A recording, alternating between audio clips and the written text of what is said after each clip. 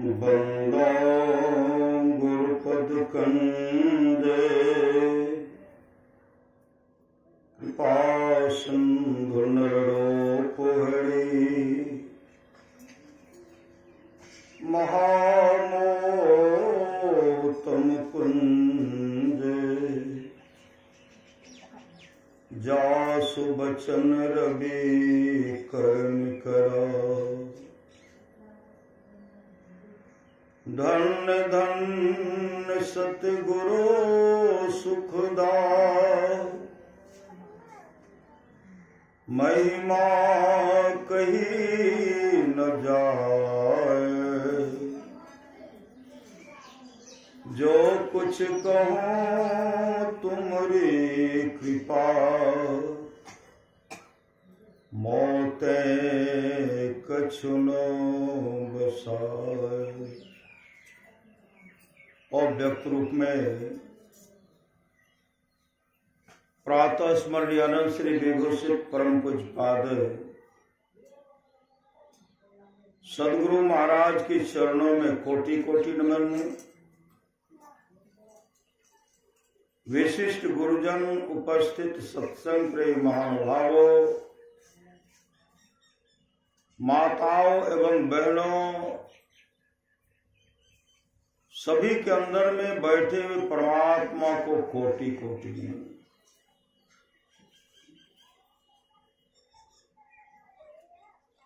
परमाराध्य सदगुरु महाराज की वाणी है,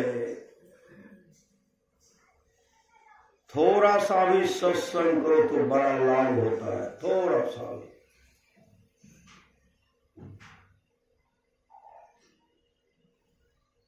थोड़ा सा भी सत्संग करो तो बड़ा लाभ होता है।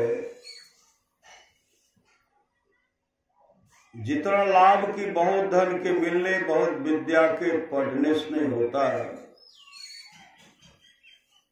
उतना लाभ सत्संग से होता है। नित्य नियमित ढंग से सत्संग करो। सत्संग से खाली कोई मत रहो। अभी अमृत की वर्षा में अध्यात्म ग्रंथ का सार सार ज्ञान कह दिया है। जिसको याद रहा उसको अमृत मिला, जिसको याद नहीं रहा उसने अमृत को खो दिया।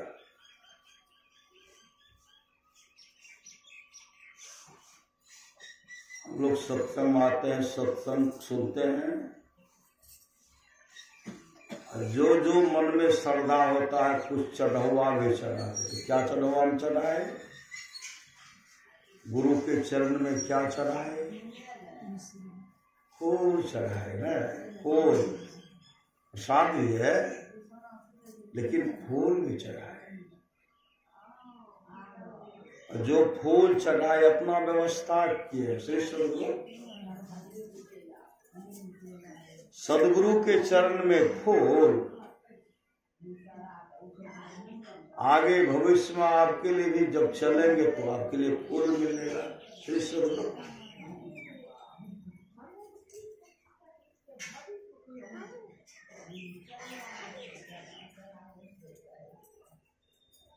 आप लोग जानते हुए सच्ची घटना है। एक सज्जन कभी दान नहीं करते थे श्री सदगुरु। नो दान करते थे, नो सत्संग करते थे, नो सत्संग भी नहीं सुनते थे। एक नंबर का महाकंजूस।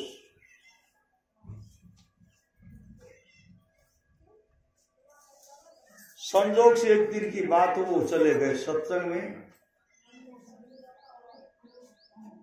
वो सत्संग में गए तो क्या कि जीवन में पहला दिन 2 पैसे का फूल का माला खरीदे। 2 पैसे का फूल का माला खरीद लिए। खरीद करके गए सत्संग में। महात्मा जी को प्रणाम करते महात्मा जी के चरणों में फूल का माला, 2 पैसे का फूल का माला चढ़ा दिए। और 2 घड़ी श्रद्धा से सत्संग सुने, श्रद्धा से 2 घड़ी सत्संग का श्रवण किए। कुछ दिन के बाद जब उसका शरीर छूटा ना, तो जमदूत ले गए। जीवन में शुभ काम था नहीं, जमदूत ले गए जमराज के पास। जमराज उनसे हिसाब किताब मांग रहे हैं, कोई शुभ काम तो था नहीं। होते होते चित्रगुप्त डायरी उलट रहे, उलटते उलटते एक किनारे में लिखा हुआ था, 2 पैसे का फूल का माला जो है एक महात्मा जी को दान दिए थे, और 2 घड़ी सत्संग बैठ करके सुने, 2 घड़ी सत्संग सुने। कहते इसका फल क्या होगा? उन लोगों के बस से बाहर की बात हो, इसका फल क्या होना चाहिए? 2 पैसे की फूल, 2 पैसों की फूल की माला एक संत महात्मा को चढ़ाए, 2 घड़ी सत्संग सुने, इसका फल क्या होगा? तो सब विचार करते हैं ये काम कीजिए न। 2 घड़ी तक सत्संग सुना है, 2 पैसे का फूल का माला है, इनको इंद्रलोक की गद्दी दीजिए, इंद्र का पद दे दीजिए, इनको राजा बना दीजिए।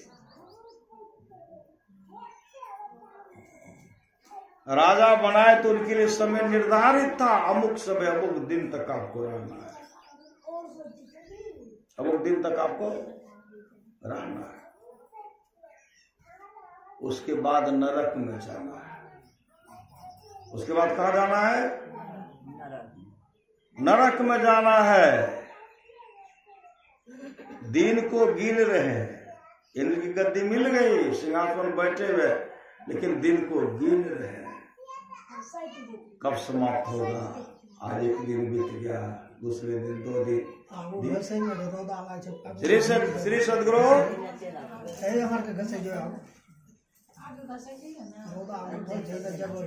धीरे धीरे उसका जो समय नजदीक आ रहा है, एकाएक प्रेरणा हुई मन में,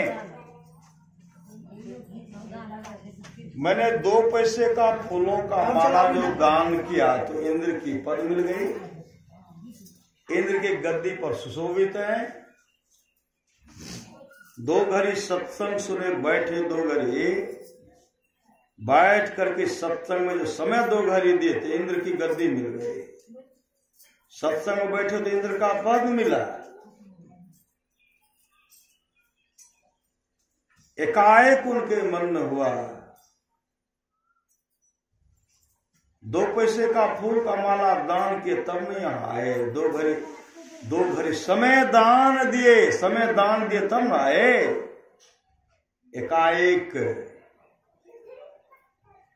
वरुण देवता को आह्वान करते, वरुण देवता प्रकट हो गए। महाराज का क्या आदेश है? ऐसे हाथ जोड़िए। यह कहते मेरा आदेश है, मृत्यु लोक में जहां जहां भी सत्संग हो रहा हो, संत महात्मा का आश्रम हो, पवित्र गंगा की नदी हो, अगर वहां बगल में आश्रम है, साधु महात्मा रहते हैं, जहां जहां सत्संग हो रहा है, संत महात्मा का आश्रम हो, पवित्र गंगा नदी के किनारे, जमुना नदी के किनारे, जहां जहां आश्रम हो, आदि आदि जगह पर सोना की वर्षा करो, सोना की वर्षा। एक बूंद पानी नहीं गिरे, सिर्फ सोना ही गिरे। वरुण देवता को गिरे। और ऐसे जगह नहीं करना जहां के लोग जुआ खेलता हो, ताश खेलता हो, शराब पीता हो, ऐसे जगह नहीं। आदेश हो गया 2 घड़ी तक सोना की वर्षा हुई, सोना। और 2 घड़ी तक सोना का वर्षा हो तो ढेर कितना बड़ा होगा? पहाड़ की जैसा ढेर हो गया। एक ही जगह जहां जहां सत्संग हो रहा था, संत महात्मा का आश्रम, पहाड़ की जैसा ढेर हो गया, पहाड़ की जैसा ढेर हो गया।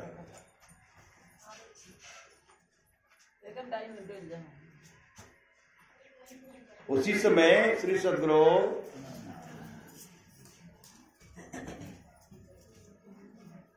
और ये उन्हें दिल में जो छाए हैं जब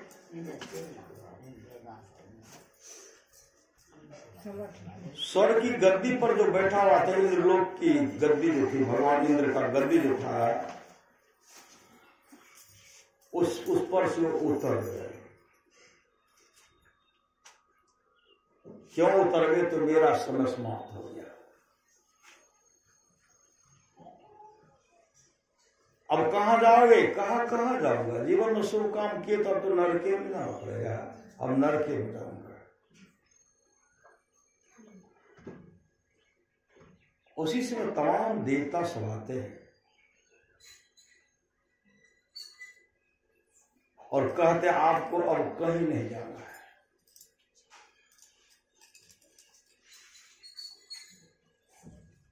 क्योंकि आपने समय का सदुपयोग किया है।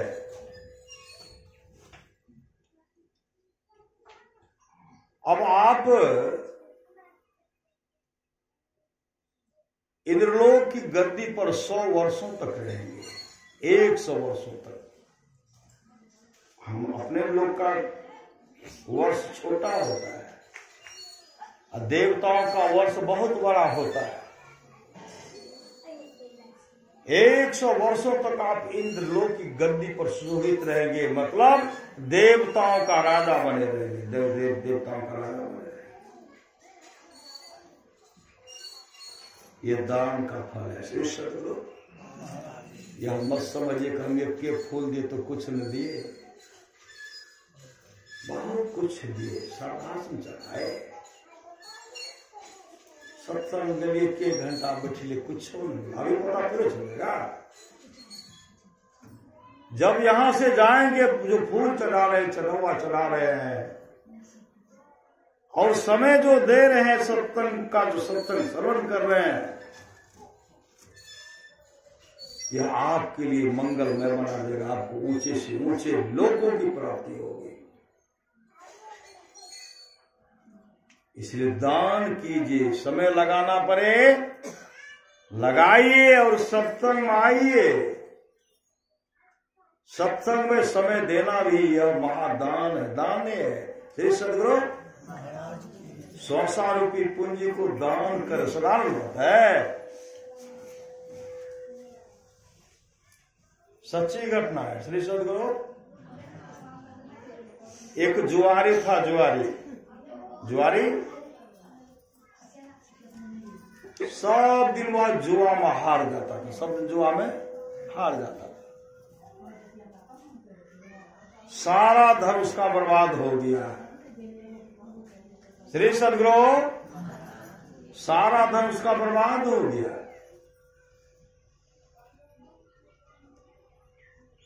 एक दिन उनके मन में हुआ मेरे पास तो कुछ रहा ही नहीं, आज मैं अगर जुआ में जीत जाऊंगा ना, जुआ में जीतूंगा,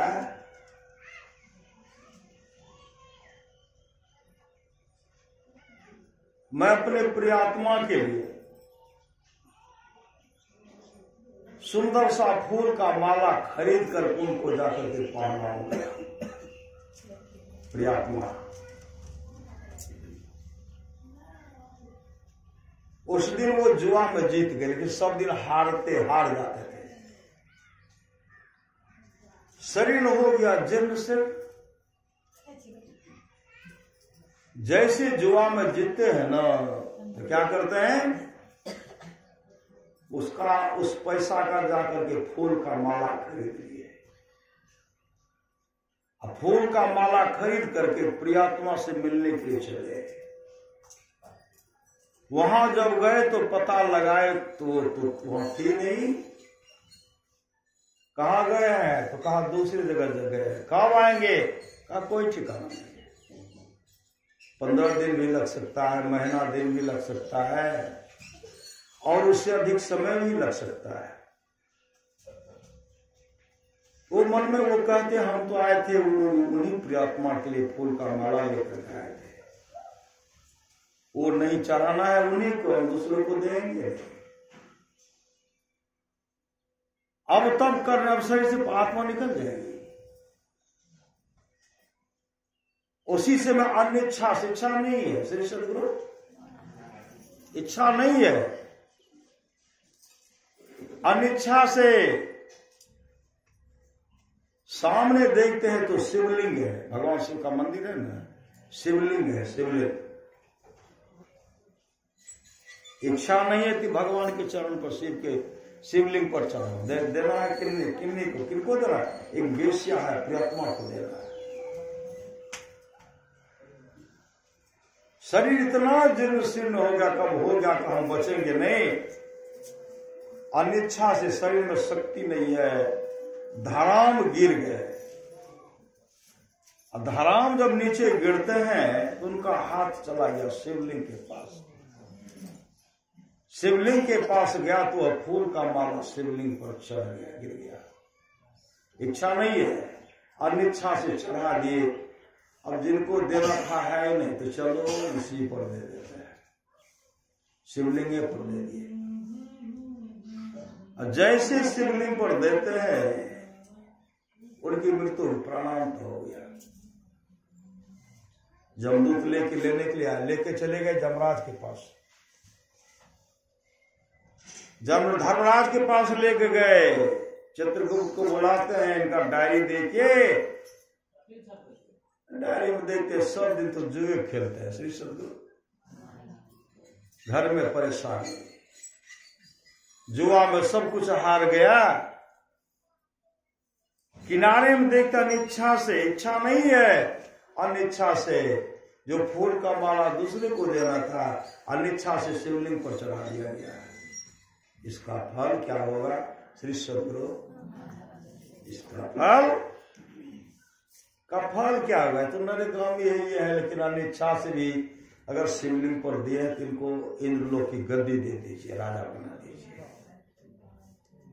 श्री सदगुरु इंद्रलोक का गद्दी मिल गया। वो मन में विचार करते हैं, कभी सत्संग न कही के अगर करते तो बड़ा सुखमय जीवन होता है। कभी दान पुण्य नहीं किए, चढ़ाए भी तो फूल का माले चढ़ाए, भगवान शिव को चढ़ाए। अनिच्छा से, मन तो नहीं था, एक पद मिला, अगर इच्छा से चढ़ाते थे कितना बड़ा होता है। एकाएक उनके मन में हो गया। फूल का माला अनिच्छा से दान के त्यौहार आ गए। स्वर्गलोक की गद्दी पर, इंद्रलोक की गद्दी पर बैठे एकाएक ब्राह्मण को, संत ऋषि व ऋषि सबको आह्वान करते तमाम आ गए। तुलसी दल लिए संकल्प कर दिया, मैं इंद्रलोक की गद्दी को दान करता हूं। श्री सदगुरु इंद्रलोक गद्दी को दान करता हूं। तुलसी का पत्ता लेकर के, तुलसी दल लेकर के संकल्प करके मैं इंद्रलोक की गद्दी को दान करता हूं। वो दान कर दिया, और दान करके वो उतर ही रहे थे, उतर गए। उधर से इंद्र आए, मेरा गद्दी दे दो। यह कहते हम तो दान कर दिए। इंद्र कहते मेरा गद्दी दान करने वाला तुमको होता है। उनको पकड़ कर घसीट करके लेके चल गए धर्मराज के पास, और धर्मराज से कहते पूछिए मेरा गद्दी या दान करने वाला कौन है? मेरा गद्दी, मेरा सिंहासन क्यों दान किया? मेरा सिंहासन वापस होना चाहिए। धर्मराज कहते हैं इंद्र, हे इंद्र, अभी तो गद्दी पर सुशोभित रहेगा, समय है, बहुत समय है, काशो तो है बहुत समय, लेकिन दान क्यों किया? का इनका मन हो गया। समय रहते हुए इसलिए उन्होंने दान कर दिया है। अगर समय नहीं रहता तो यह जो दान करता तो वो होता नहीं, किसी को फल नहीं मिलता। इंद्रलोक की गद्दी तक इंद्रलोक के सुख को ठुकरा दिया, और तुम कह रहे हो कि इनको इनकी कहां से देगा तुमको? तुम इनको डांट रहे हो।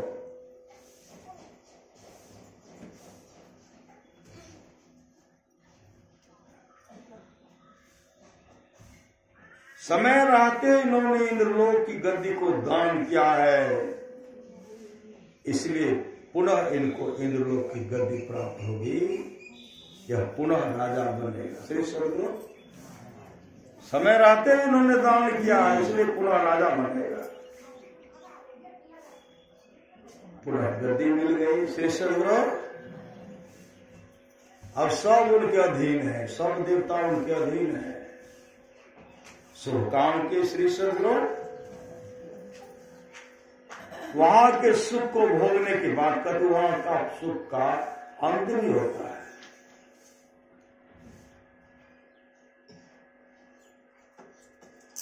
भक्ति बीज बिनसे नहीं, जो जुग जाए अनंत, ऊंच नीच घर जन्म ले तो संत को संत, जिसके अंदर भक्ति रूपी बीज पड़ जाता है, ऊंच घर में जन्म ले, नीच घर में जन्म ले, वह तो संत का संत, वह संत होगा।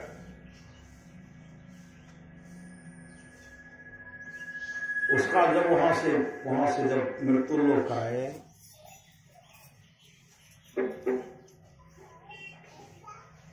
श्री सदगुरु जैसे मृत्यु लोक में आए थे, एक राजा के घर में जन्म लिए, राजा के घर में जन्म लिए। किस घर में? भक्त प्रहलाद के वंश में जन्म लिए।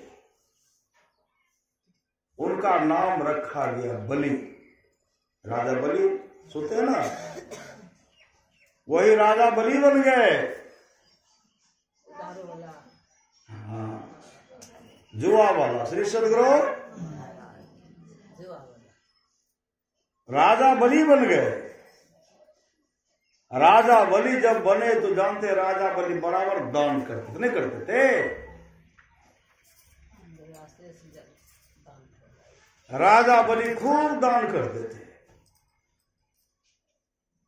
एक दिन भगवान वामन आते वहां, वामन,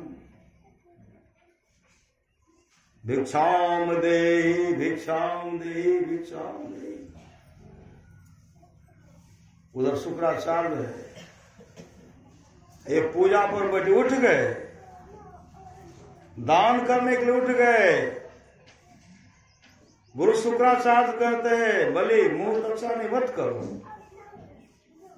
कहा, गुरुदेव मेरे राज दरबार से कोई वापस नहीं जाते, इसलिए तो मैं दान करूंगा ही, मैं दान करूंगा। गुरु शुक्राचार्य कहते, घोर अनर्थ, घोर अनर्थ, घोर अनर्थ। कहा, जो भी हो मैं करूंगा। सही सदगुरु, शुक्राचार्य जी कार्य मत करो, ये कहते हम दान करेंगे ही।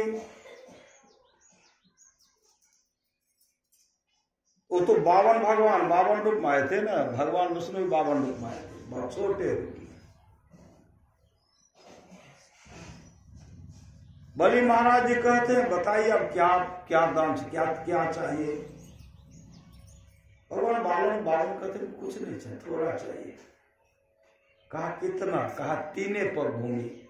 देखते पौ छोटे छोटे है, श्री सत्य, ये 3 पर कितना लेकर के क्या करेगा? बलि कहते, समुद्र के पास आए, एक कलछुल पानी मांगते हैं। समुद्र से कोई एक कलछुल पानी मांगे, समुद्र प्रसन्न हो जाए, महाराज जो लेना चाहते ले लीजिए। वो कहेंगे कलछुल पानी हमको चाहे, तो लोग उनको अच्छा कहेंगे। आप राजा बलि के पास आए हैं और 3 पर मांगते, कहते महाराज हमको उससे अधिक नहीं चाहिए। सदगुरु, हमको अधिक नहीं चाहिए। कहते ले लीजिए।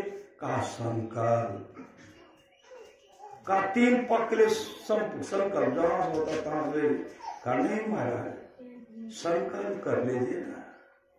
शुक्राचार्य कहते घोर अनर्थ, ठग है ठग, यह विष्णु है,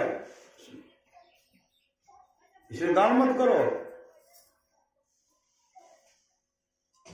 बलि कहते महाराज मेरा प्रण है, मेरे राज दरबार से कोई वापस नहीं कर, मैं दान करूंगा।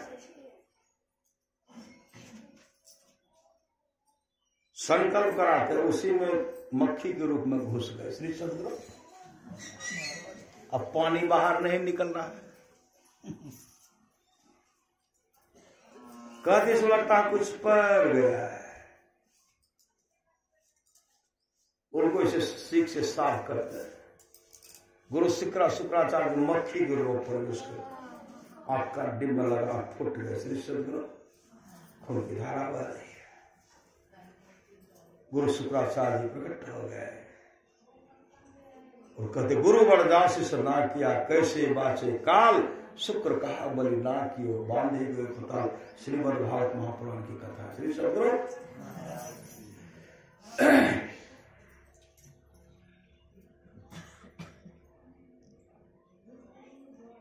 संकल्प हो गया 3 पग। कहा नाप लीजिए। 1 पग में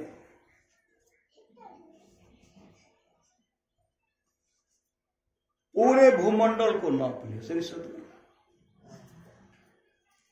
दूसरा में आकाश पताल यहां से लेकर आकाश तक नाप लिया। सब पतालों को सबको नाप लिया श्री सदगुरु। देख रहे विकराल विशाल। कहते तीसरा पग कहां रखो क्योंकि अब जगह नहीं है। कहां रखो तीसरा पग कहां रखूं? ऐसा कोई पूरे ब्रह्मांड में जगह ही नहीं बचा है कि मैं रखूं तो कहां रखूं।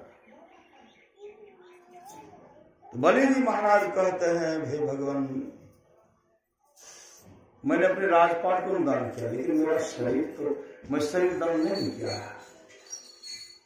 तीसरा पग जो है मेरे सिर पर रखिए मुझे नाप लीजिए लेकिन इस रूप में नहीं जिस रूप में आप पहले आए थे वामन वह रूप धारण करके मुझे नाप लीजिए।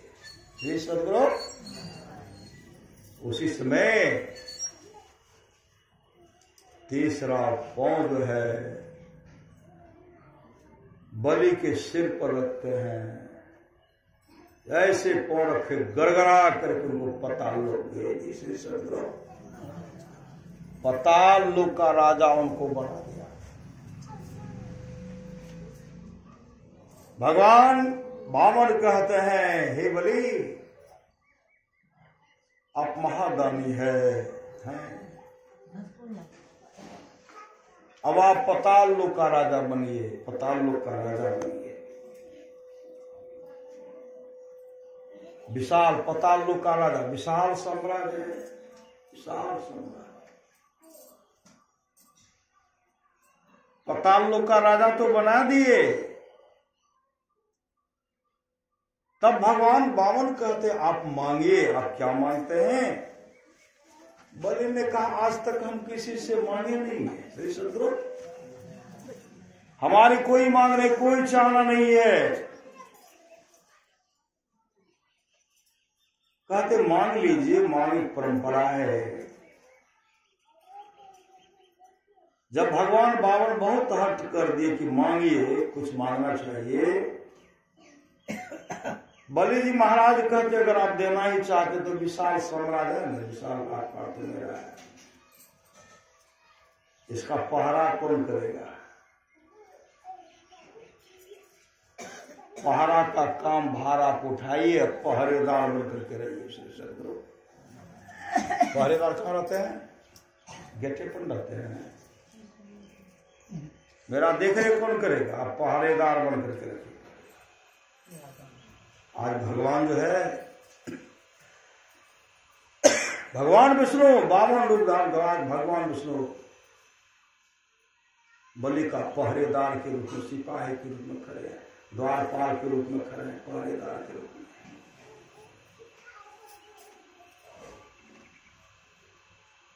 पहरेदार के रूप में है, सिंहासन पर बलि बैठे हुए हैं, भगवान विष्णु खड़े हैं ऐसे पहरेदार। प्रभु का दर्शन हो रहा है। श्री श्री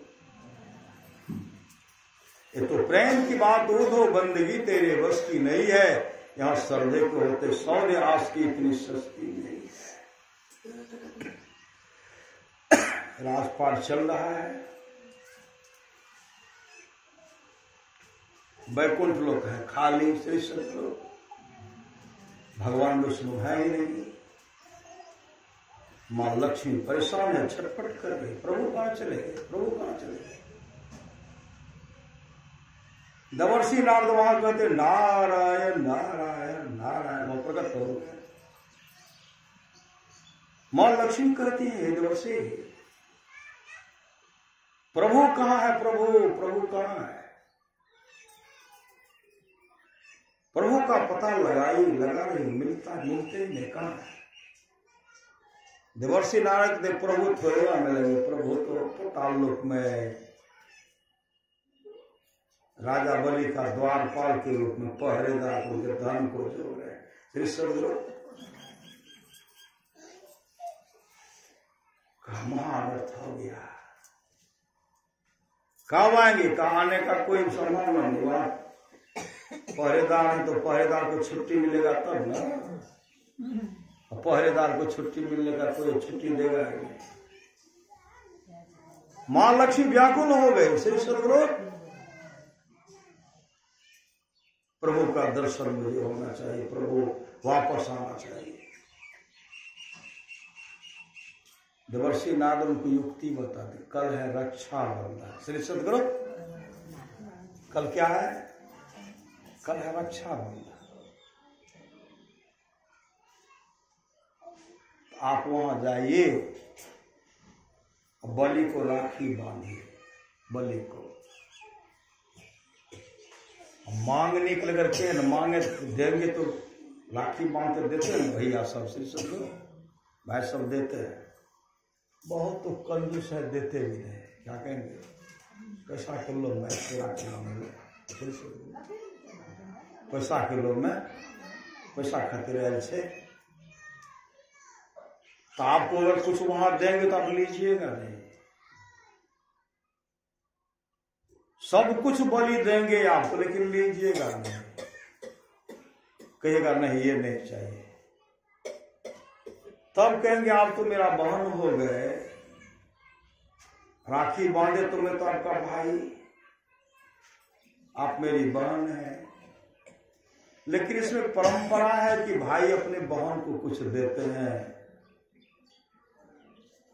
आप लीजिए। आप कहिएगा ये हमको नहीं चाहिए, तो कहेंगे तब क्या चाहिए, तब आप कहिएगा जब देना ही चाहते तो आपका द्वारपाल इसको मुक्त कर दीजिए। श्री सद्गुरु द्वारपाल को मुक्त कर दीजिए। राखी बांधते हैं, राखी बांधने के बाद बलि इनको बहन बना लिए और ढेर सारा दान के रूप में देते। कहते नहीं भैया ये सब हमको नहीं चाहिए। का भाई के दरबार से बहन खाली हाथ जाए, कुछ लेना तो पड़ेगा, कहा नहीं भैया। तब क्या आपको चाहिए, कहा अगर देना चाहते हैं आपका द्वारपाल उसको मुक्त कर दीजिए। श्री सद्गुरु बोली कहते तो भगवान विष्णु है, आप कौन है, मां लक्ष्मी अपने रूप में आ गए। श्री सद्गुरु कहा जाइए मैंने दे दिया, मैंने आपको दिया। तो मां लक्ष्मी अपने पति को वहां से लेकर गए, एक दान का फल है। श्री सद्गुरु समय दान है, जो समय लगाए दो घड़ी सत्संग में, इस दान है, समय दान है। करिए नित सत्संग को बाधा सकल मिटाए, यह अवसर फिर ना मिले दुर्लभ नर्तन पाए। कहते मौका फिर हाथ आने वाला नहीं है, इसलिए अपने जीवन के बागडोर को संत सदगुरु के हवाले कीजिए, इलोक परलोक मंगलमय होगा।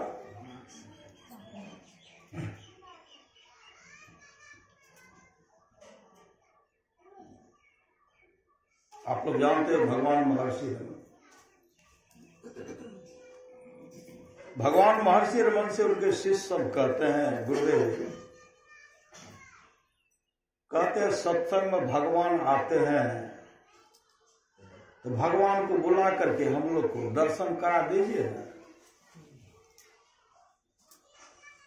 भगवान महर्षि रमन करते सत्संग कराइए, सत्संग कराइए और सत्संग में भंडारा का आयोजन रखिए। भंडारा का आयोजन का भगवान आएंगे, कहा भगवान आएंगे। सत्संग का आयोजन किया गया है, भंडारा का भी व्यवस्था है।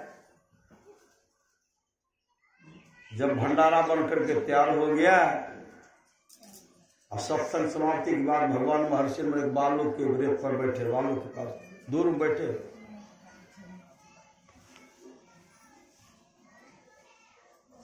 उसी समय एक दीनहीन गरीब कहते जोरों की भूख लगी है, श्री सदगुरु जोरों की भूख लगी है, पेट में आग जल रहा है,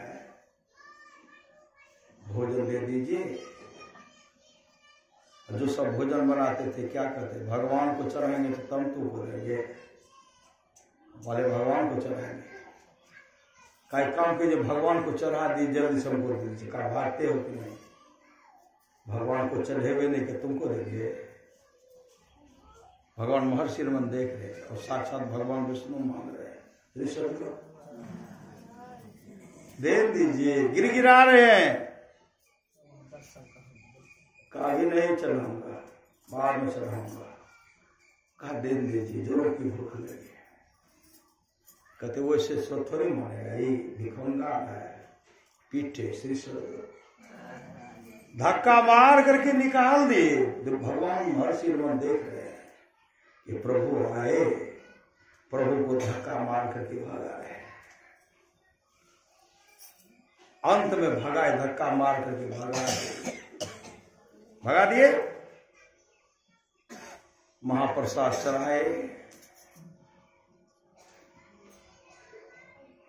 चढ़ाए, सबको खिलाए। खिलाने के बाद कहते हैं, गुरुदेव आप तो कह रहे थे भगवान आएंगे, लेकिन भगवान आए कहाँ? कहा भगवान आए, भगवान आए।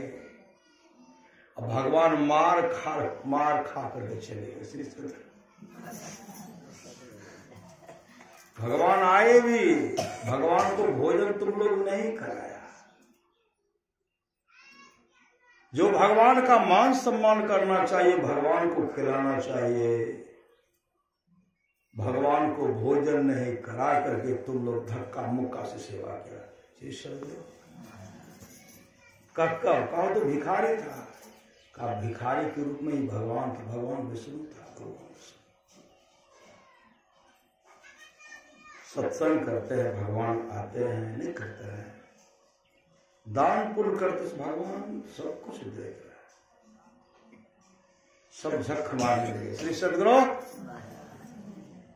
एकनाथ जी महाराज, अब जानते हो एकनाथ जी महाराज पहुंचे संत सदगुरु थे।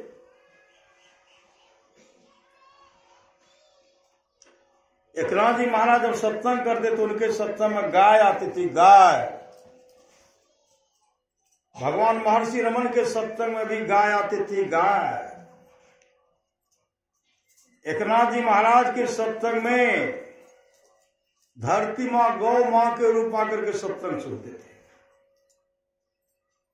गौ माँ के रूप में माँ धरती सत्संग सुनती थी। माँ गंगा आती थी, जमुना आती थी, गोदावरी आती थी, लक्ष्मी सरस्वती, पार्वती जी आती थी उनके सत्संग में।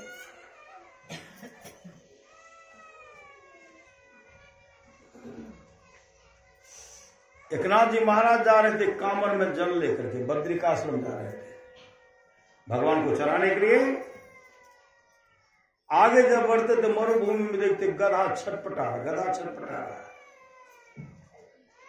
लग रहा है मुंह से फैन चल रहा है तो प्राण निकल जाएगा। एकनाथ महाराज क्या करते, कामर का जल जैसे गधे के मुंह में डालते हैं, मुंह में डालते हैं। भगवान विष्णु ऐसे विठ्ठल ऐसे हाथ जोड़ दिए, मुंह लगा करके कामर का जल एकनाथ जी महाराज दे रहे हैं, चुल्लू में दे, कुआ में दे रहे, पी रहे हैं। श्री सदगुरु लोगों के नजर में था गधा है और साक्षात बद्रीनारायण का दर्शन हो गया। साथियों ने कहा तो कामर का जल लेकर के बद्रीनारायण जा रहा था और यही गधा को पिलाया। एकनाथ जी महाराज कहते मैंने बद्रीनारायण को पानी पिलाया। बद्रीनारायण को आप नहीं देखा श्री सदगुरु, बद्रीनारायण को नहीं देखा। बद्रीनारायण थे, बद्रीनारायण परमात्मा थे। श्रद्धा प्रेम है, श्रद्धा से जो कुछ भी चढ़ाया जाता है भगवान उसको ग्रहण करते हैं।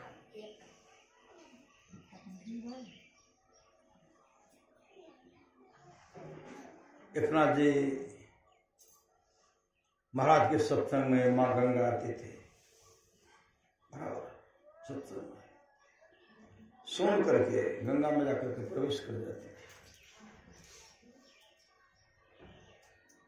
एकनाथ जी महाराज विचार किए हम भंडारा देंगे, सत्संग के बाद भंडारा देंगे।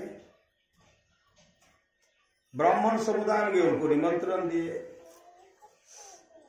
कहते हम लोग भोजन करने के लिए नहीं जाएंगे। आप तो शूद्र के यहाँ भी भोजन करते हैं, हम लोग शूद्र के यहाँ थोड़े करते हैं। कौन कहते हैं? ब्राह्मण सब कहते हैं। शूद्र के यहाँ भोजन करते, जहां नहीं वहां करते हैं।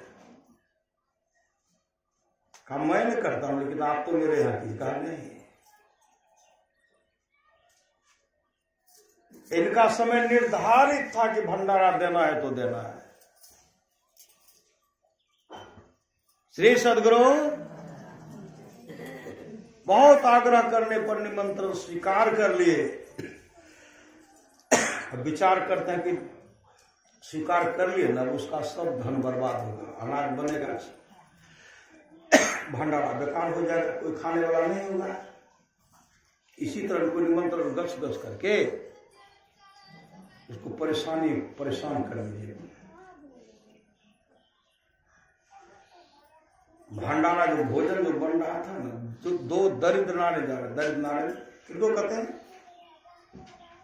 दरिद्र नारायण कहते तो भिखारी को। दोनों बोल क्या है,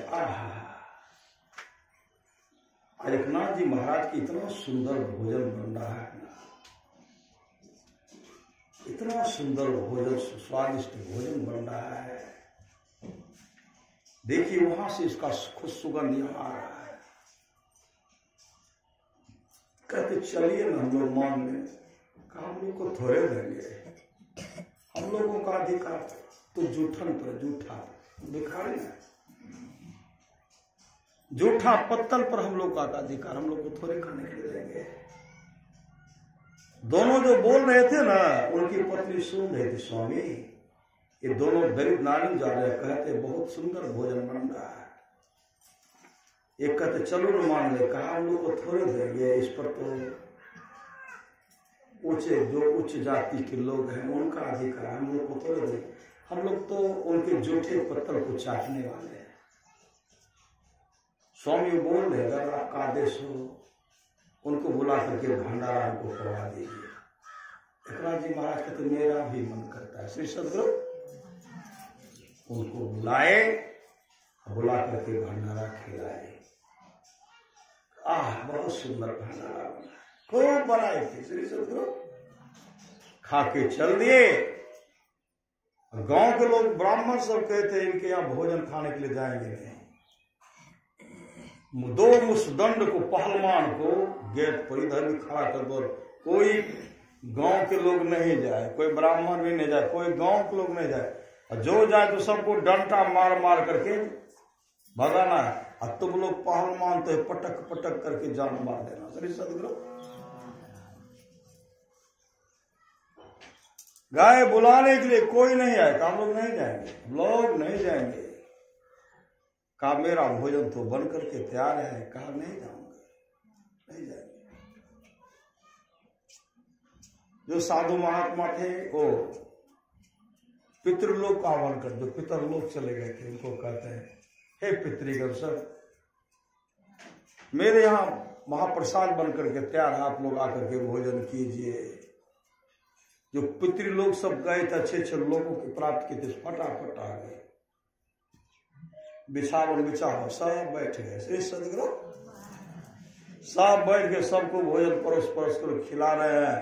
और मुसदन दोनों पहरे पर आवाज हो रहा है, आहा एकनाथ जी महाराज बड़ा सुंदर भोजन बना है, सब्जी कितना अच्छा बना है। भोजन का बड़ाई जो कर रहे हैं कि बहुत तरह का आवाज है। दोनों मुसदन जो कहे कि किसी को घोषणे के लिए देंगे, मुसदन सुनते ही तो लगता है मेरे काका का आवाज है। मेरा काका को तो 10 वर्ष पहले मर गए, लेकिन काका का आवाज, ये तो मेरे दादा का आवाज है, दादा भी 25 साल पहले चले गए। इसका आवाज है, वो भी मर गए। ये तो मरे हुए व्यक्ति का आवाज है। कहते हैं तुम्हारा चाचा बोले, तुम्हारा काका बोल रहे हैं, ये तो उसका काका, उसका दादा है, उसका नाना है, ये बोल रहा है। सब आवाज को पहुंच झांक करके जैसे दोनों मुस्लिम देखते हैं ना, सबका पूर्वज सब बैठ करके, पितर लोग बैठ करके खा रहे हैं। एकनाथ जी महाराज से कहते हैं, एकनाथ जी जब कभी भी भंडारा देने का मन, हम ही लोग को बुलाइए, हम लोग आकर के खा लें। बहुत सुंदर भोजन बना है, दूसरे को नहीं कहिएगा, हम आकर के खा लेंगे। ये जो कहते तो गए घर, कहते आप लोग यहाँ कहते हो नहीं खाएंगे, आपका दादा खा रहे, दादा बापो खा रहे, इसका नाना भी है। श्री सदगुरु सब बैठ करके खचाखच खा रहे हैं। आप सब भोजन का बड़ाई कर, फिर कहते जब भी भंडारा कीजिएगा ना, हम ही लोग को निमंत्रण दीजिएगा और सबको नहीं दीजिएगा। क्या मिला? दौड़ करके देखते हैं, किसी का बाप, किसी का दादा, किसी का नाना आकाश मार्ग से उड़ करके जा रहे हैं। सब हाथ जोड़ लिए एकनाथ जी महाराज को, महाराज बहुत गलती मैंने की, फिर से भोजन बनाइए, हम लोग खाएंगे। आप लोग साथ दीजिए श्री सदगुरु, क्योंकि भोजन सट गया है। और आप लोग कहें खाएंगे तो कहा महाराज खाऊंगा, मैं आपको पहचान नहीं पा, तो पहचान के कहा कौन है। तो फिर से भोजन बना, भंडारा सब खाए। श्री सदगुरु ये दान का फल है। राजा श्वेत सब कुछ किए थे, लेकिन दान नहीं किए थे, दान नहीं किए थे, पुण्य काम किए, दान नहीं किए। उनका जब शरीर छूटा, ब्रह्मलोक चले गए, ब्रह्मलोक, ब्रह्मा के लोक चले गए। वहां भूख प्यास सता रही है, भूख प्यास सता रही है। राजा श्वेत ब्रह्मा जी से कहते, भगवान जोरों की भूख लगी है। ब्रह्मा जी कहते हैं आपका भोजन का व्यवस्था मृत्यु लोक में, नदी के किनारे में आपका लाश रखा, तरोताजा लाश है, आप जाकर के खाइए। कहते महाराज लाश कैसे खाएंगे? भगवान ब्रह्मा कहते लाश खाना ही पड़ेगा, क्योंकि आपने अन्नदान नहीं किया है। महापुरुष की वाणी है, जो सामने में कुत्ता बैठा उनको आधा एक टुक्का दे दीजिए, एक रोटी दे दीजिए, आपको भोजन कमी नहीं होगी। कौवा को दीजिए, गाय को दीजिए, सास ससुर का सेवा कीजिए, पति का सेवा कीजिए, माता पिता को श्रद्धा से भोजन कराइए, साधु महात्मा को श्रद्धा से भोजन कराइए। आपको भोजन की कमी नहीं होगी, नहीं होगी, नहीं होगी। खिलाते यहां, आपके लिए संग्रह जमा वहां हो जाता है।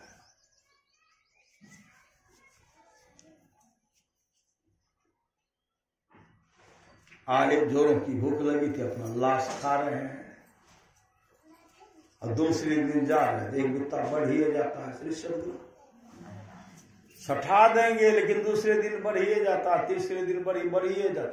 कहा महाराज घटता ही नहीं, बढ़ता ही जाता है, कब तक खाना पड़ेगा? कहा 100 वर्ष।